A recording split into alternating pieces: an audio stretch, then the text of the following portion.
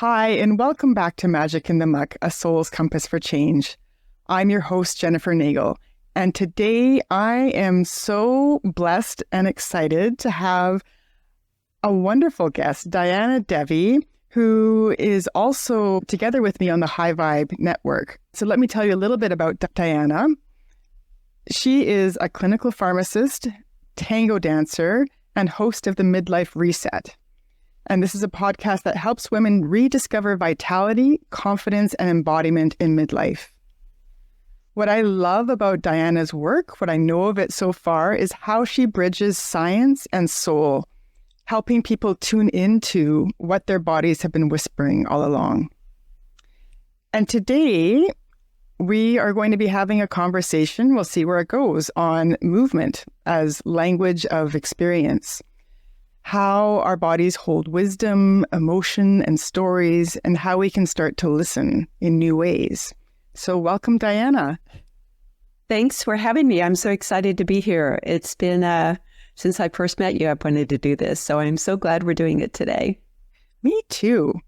I would love to. Your dancing stands out to me, but if we dive into when you first discovered Argentine tango, I'm so curious about how you fell into that. When I was in college, I'd seen a little snippet of it in a play that my friend was in. And, it kind of, I thought one day, I'd like to do that. And things happened. And then I was at an event. Neiman Marcus had one of their private showings, and a friend invited me, and I went, and there was tango dancing there. And I'm like, I need that, and I need that now. So that kind of started my whole journey with it, with having absolutely no experience with doing any kind of partner dance at all, but knowing that that is exactly what I needed to do. Wow. And so when you say knowing that that's exactly what you needed to do, how did you know?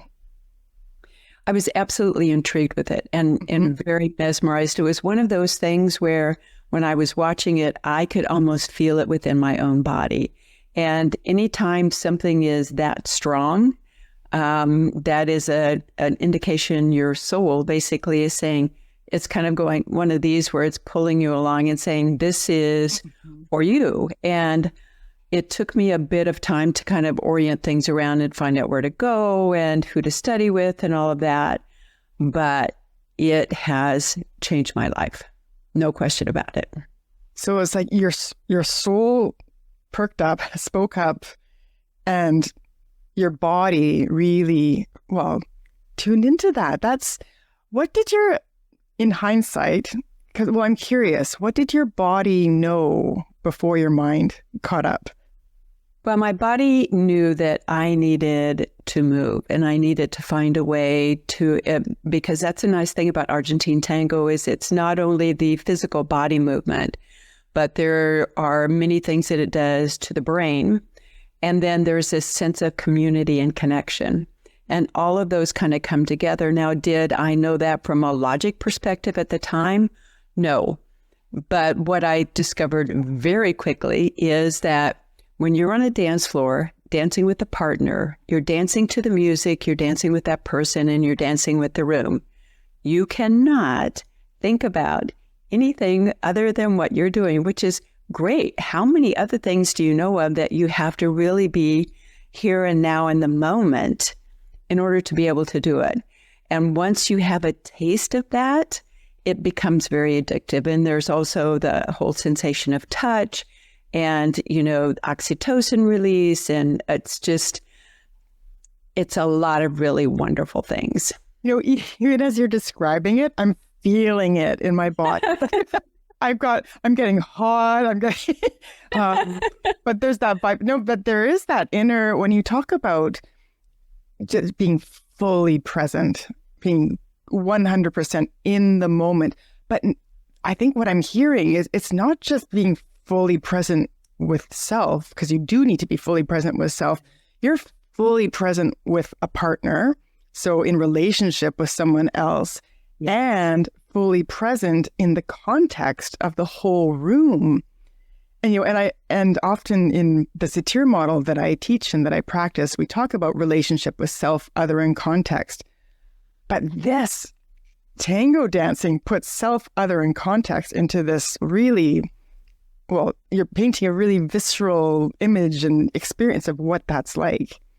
I'm already hooked, and I don't dance yet. Oh, good. Well, I know tango dancers all over the world and teachers, so I can find somebody for you where you are.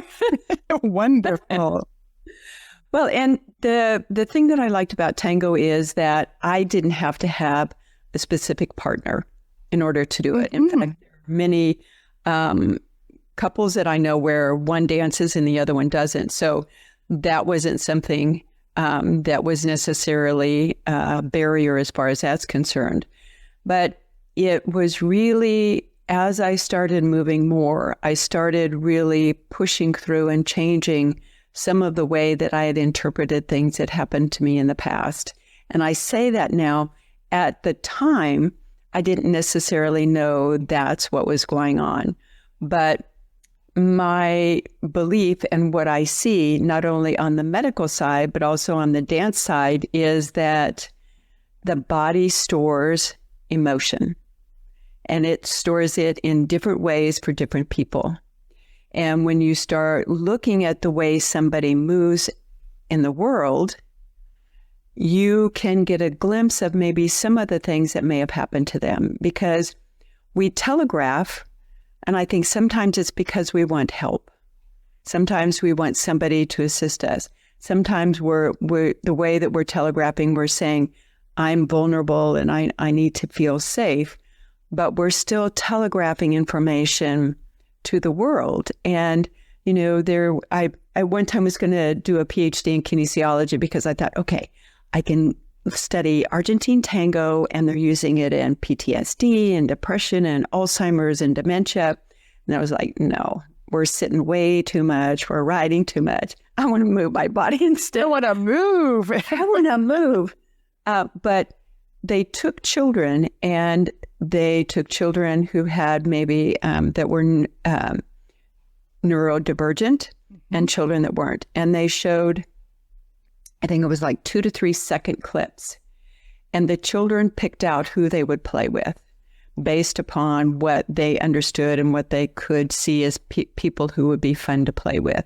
And it was very interesting to see in that 2 to 3 seconds, they could make the decision as to who they wanted to play with and why they thought, well, this person would be fun, or I don't think they would want to, or, whatever that may be. That's fascinating.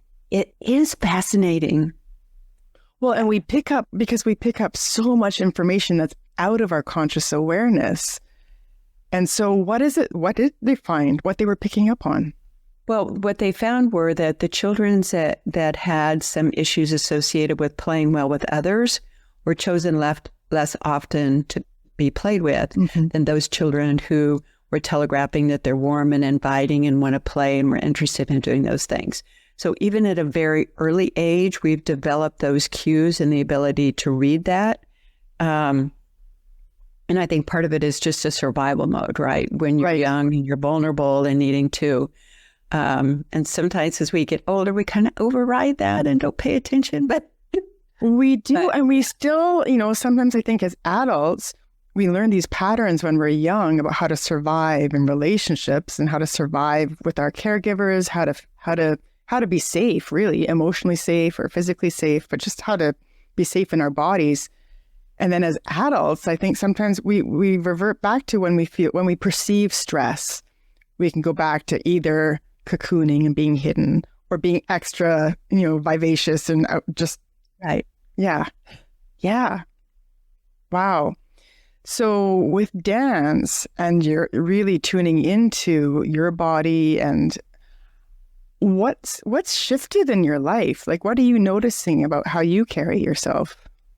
So for me, it was an unwinding, and basically, and I say unwinding, but over the past, let me think, it was maybe 4 years earlier, my mother had died. My uncle, who was my godfather, died the same day my mother was buried. My best friend died 3 months later, and I went through a nasty divorce a couple years after that, and then laid off from the job that I had because of a purchase.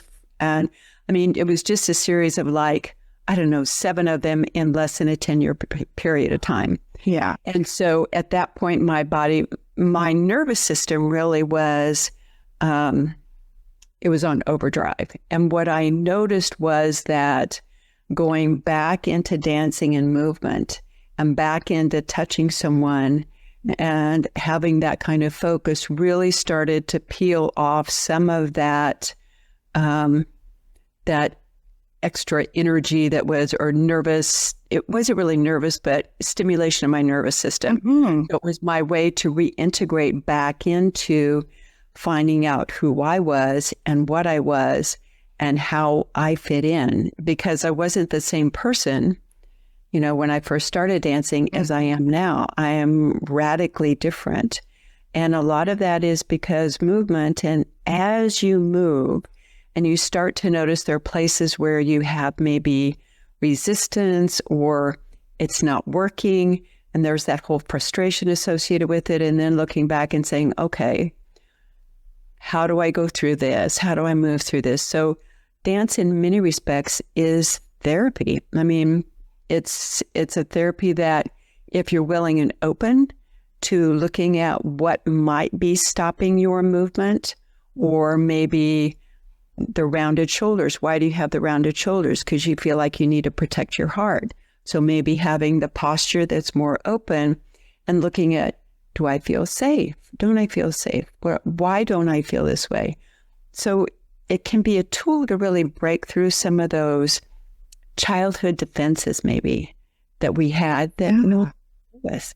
So there's like a tuning in, like you said, if if we've walked our whole lives with rounded shoulders, we might not be aware because it's just what we know, but bringing that into our awareness, if I'm aware that I'm hunched over, well, with awareness, then we can have choice. Okay, I want this to be different. And then that beginning, that gentle opening up, I love that. So learning the postures in dance or the movement in dance, and how does that feel in my body to really... And, being able to do certain things and advancing in your skill level gives you the motivation to say, maybe I want to try to figure out why, maybe I want to be able to do this in this way, or maybe I want to have more flexibility, or maybe I want to be able to do whatever it is. It gives you that motivation or desire to do something that may not be the most comfortable, but that carrot, right? Being able to dance with someone and have that 9 minutes of, that great sensation, and your soul is happy, your body's happy, and you feel like you're kind of floating off the dance floor. And not all of them are that way. I was just going to say, is everyone? Oh, believe me, I probably wouldn't be on here. I'd probably be out dancing somewhere if it was. But it happens with enough frequency that it is enough to keep you engaged and keep you in the desire of wanting to dance. Mm-hmm. Well, Diana, you have such a unique blend, because I know with your work, was it pharmacy as a pharmacist, and with your scientific knowledge and your knowledge of the body and the somatics of the body, how would you, if we look at dance as medicine, because we've been talking about dance as a form of medicine, as a form of therapy. Yeah. How, for listeners, because I know, okay, I'll speak for myself. I can't speak for my listeners, but I love watching dancing because I feel it really moves me. I do have a visceral body response when I'm watching beautiful dancing. I can fantasize about it. But feeling klutzy, how do you help someone with just getting in touch with movement in their own body? So there are a couple of ways to do that. And one is, and the one that I really like the best that gets people started is in the morning, put on 3 to 9 minutes worth of music and just dance in your kitchen. Now, my cats have learned to disperse when I have the music on and they know it's dance time. It's like, okay, we don't want to get stepped on. She's going to be doing some wild stuff. So let's just get out of the kitchen. But starting with something simple and having compassion for yourself and being able to just feel how your body moves, you didn't become an expert in whatever it is that you're an expert in overnight. And the same is going to be true with dancing and movement. But you can enjoy how your body feels when you move. You can enjoy. That's important. Let's just say that again. We need to hear this, that we can enjoy how we feel when our body moves. Yeah. Yeah. I have a client who her thing is pickleball. She loves pickleball. She plays it in different places. She's on different teams. She loves that feeling. And she is willing to do other things to keep her healthy so that she can play pickleball better. So for some people, it might not be dance. I think dance is, you even see babies that can't even stand up. They're holding on the side of the table. They're just, and their little bodies are just so free. I know. Amazing. So even if you're just doing that, yes, it's great. Yeah. Because what happens, or what do you think happens when we stop performing, when it's not performative, and really allow ourselves to feel into it with freedom and compassion and gentleness? And that's one of the things that I like about the Argentine tango that I do, because there are kind of two splits to it. There's a very small percentage that is what we call stage, and that's more of the performance. I'm in the social dance camp. And the thing to remember with any social dance is that people are not really watching you. They're more focused on what they're doing and going around the room or in the slot or whatever kind of dance it is. They're not really watching you so much. So when you can kind of take a step back and say, I'm a beginner, I give myself grace, regardless of what it is. And number two, understanding that, there are other people are focused on what they're doing. I also recommend that if you're going to do something, West Coast is a little bit easier. People like that because the music is a little more funky. But try out a couple places and see which one you like, because different places have different vibes. There's 2 places that I go dancing tango here, and each one of them has a different personality. So you find one that fits with what you like and you go from there. But even just start moving with music is magical. I love that. And you teach it too yourself, don't you? To move. Yeah. Yeah. And I just love it. I love watching, I had a student who, he couldn't do a turn to the left, and we broke it down. We talked about it, took it rather slow. He was able to figure out he actually did one, and he started crying because what came up for him was that his mother told him he would never be able to dance and he would never be good at anything. And, that's heartbreaking. Yeah. But to be able to, at the age of 52, have that memory, which I'm sure he had pushed down, and bring that up and really be able to work through it and say, hey, she was wrong. I love that. And in my own work, I often see how the body carries these stories, right? Carries these messages that we're given and these patterns of protecting ourselves. And so that's such a beautiful moment that you shared. And I'm curious, are there any other moments when a movement has opened up a deeper story? There are quite a few, actually. And when I first started teaching, it was kind of happening maybe every 5th or 6th student. And I was talking to one of my friends who has been an Argentine tango instructor for many years. And he said, yeah, it happens quite a bit. And it happens because people are breaking through. The thing is, you give people the space and the time. And rather than being judgmental about why can't you get this, it's about, trying it a different way or going to the other side, or basically, in some respects, I don't want to say you trick them, but you lead them in a way that allows them to feel comfortable about opening up to that movement. That's exactly like therapy when I'm working with clients. Like I always say, there's no such thing as a resistant client. Like resistance is about fear. So if fear is coming up for them, it's not about, okay, we're going to dive into the fear. We're going to go a different angle, and we're going to work through this and work on this to bring us back to be able to go to the place that's, so it's there's a lot of parallels here, aren't there? Yes, absolutely. Yeah. So what would be a few ways for someone who's not a dancer, a few ways to help people to begin listening to the language of their body, just to tune in?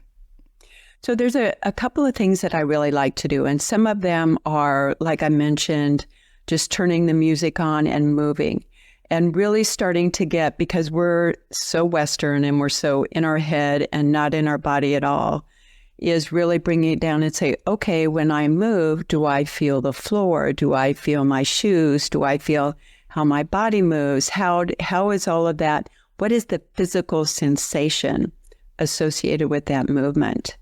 And so that's kind of one area that's involved with movement.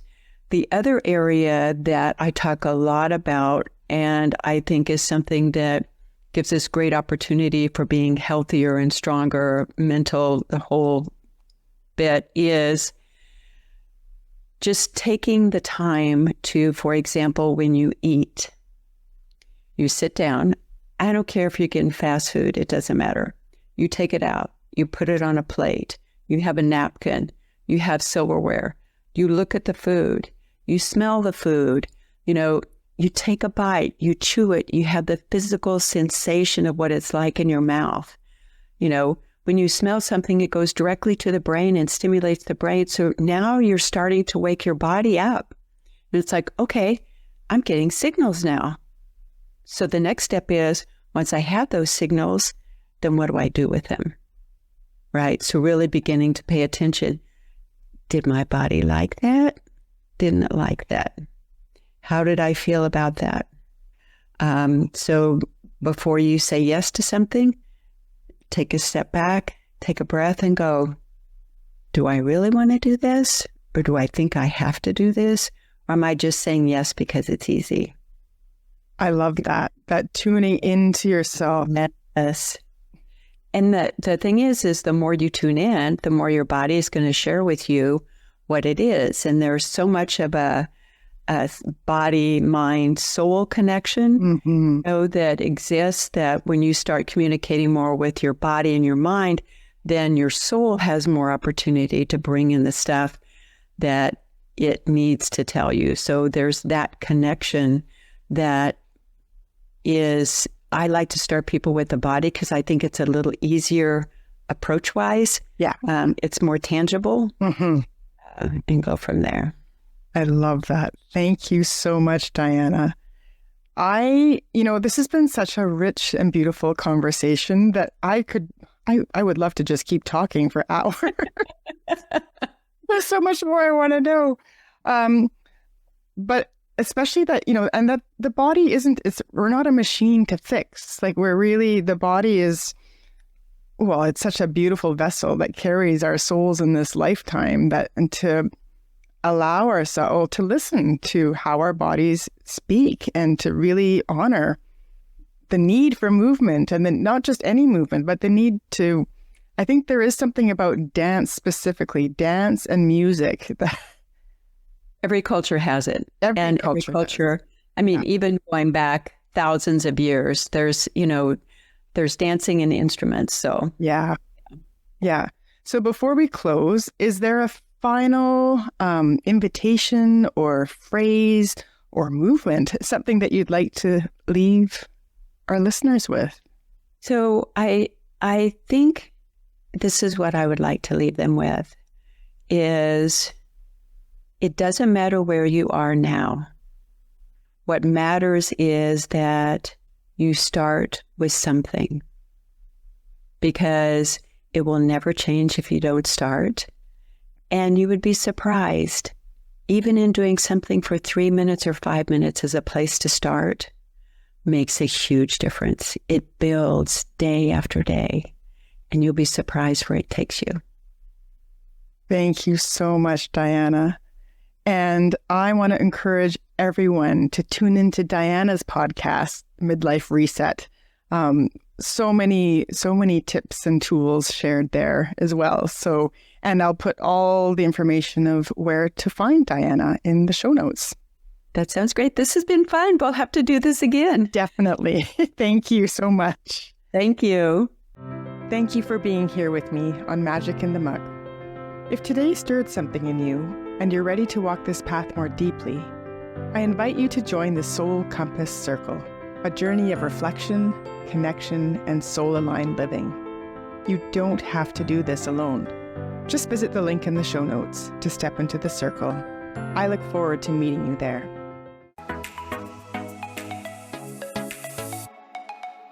I'm Michelle Abraham, founder of the High Vibe Podcast Network, and we're honored to have Jennifer Nagel's show Magic in the Muck as part of our network family.